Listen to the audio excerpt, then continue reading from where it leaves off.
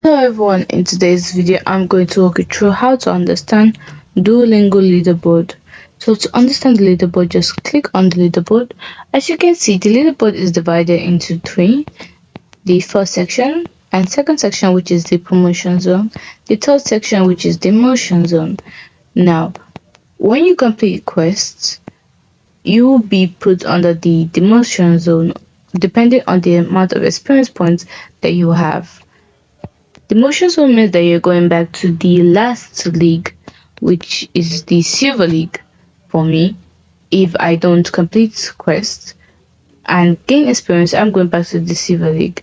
Now the middle zone, which is just the normal zone where you kind of just stay there, you the even if the leaderboard time is up, you just stay in that particular league. You don't move forward, you don't go back to the previous league.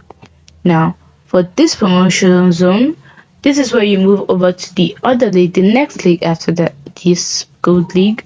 You move over to that league once you've entered this zone.